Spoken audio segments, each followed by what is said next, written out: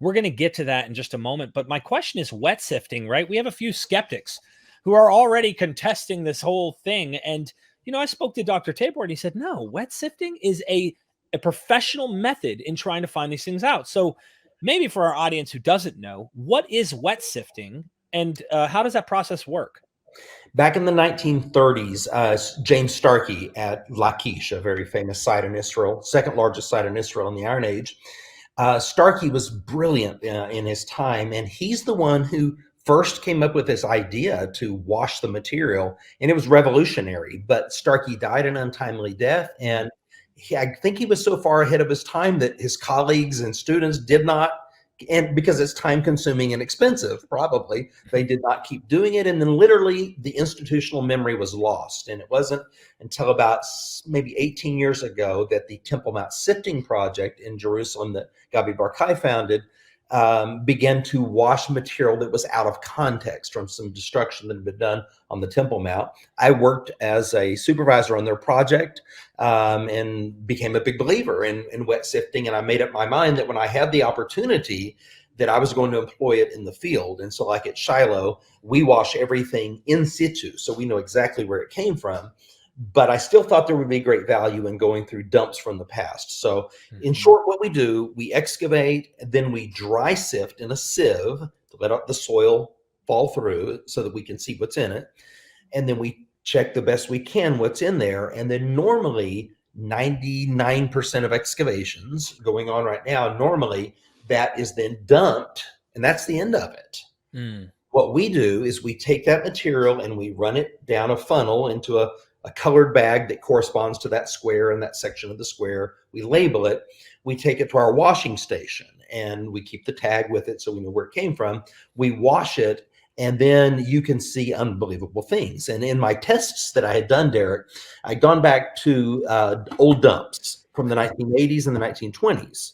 And I was finding in their dump 4 times as many small finds, like scarabs and bulla, for example, glyptic remains. For every one that they published, I was finding 4 in their dump. And this was astonishing.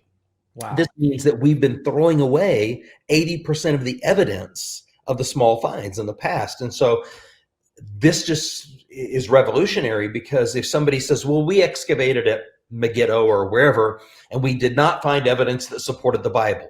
Well, I guess not when you're throwing away 80% of the evidence, Yeah. So it has huge ramifications.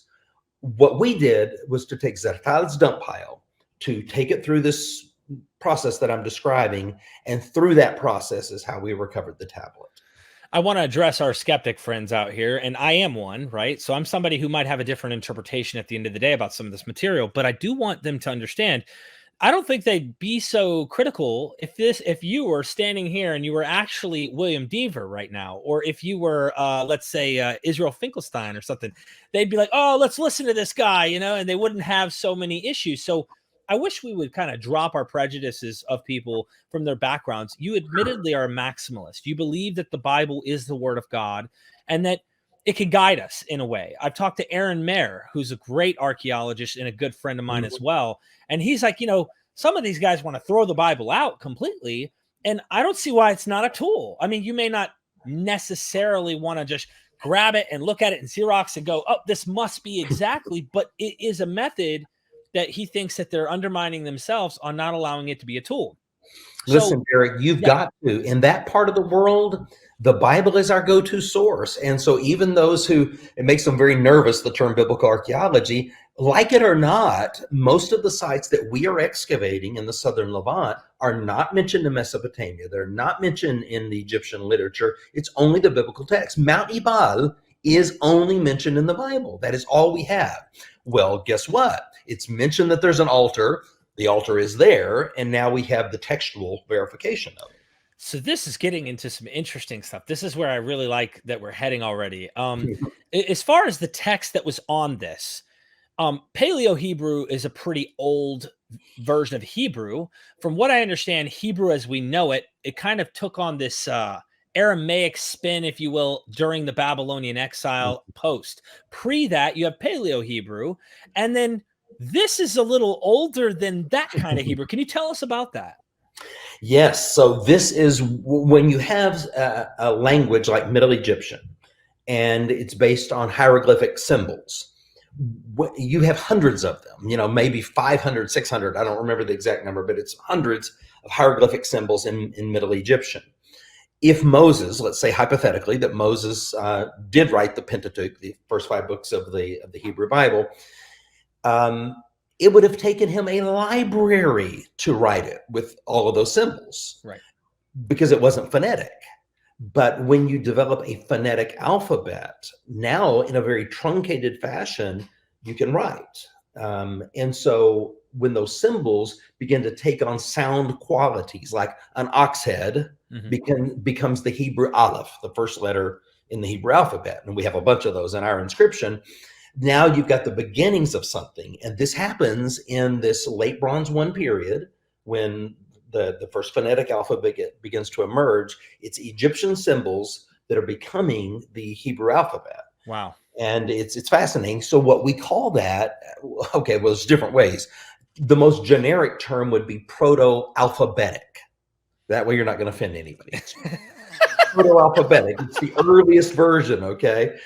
But, if you find it down in the Sinai, scholars call it Proto-Sinaitic. If you find it usually in Israel proper, they call this Proto-Canaanite. Right. But I'm not willing to do that anymore, because this is not Proto-Canaanite. This is Proto-Hebrew. So in a generic sense, we'll call it Proto-Alphabetic. But let's be clear, this pre-Paleo-Hebrew text is Proto-Hebrew. Interesting. Okay. So let's go into something else here, the dating. There's a couple things you mentioned, right? You found this in the I guess a dump site in the east side, which was where the altar was, from a 1980s dump area. And my question is, like, how do we get to the dating? Are scholars looking at this? And I know that it'll probably be published and they're going to go into extensive detail probably to verify and explain. But how do we get to the dating on this particular find? Is it the language? Is it a combination of the language and a layer? Do we know what layer this really came from if it was found in a dump? Yeah. Great question. When Zertal excavated, there were only 2 strata. There was a late Bronze Age strata and there's an Iron Age strata.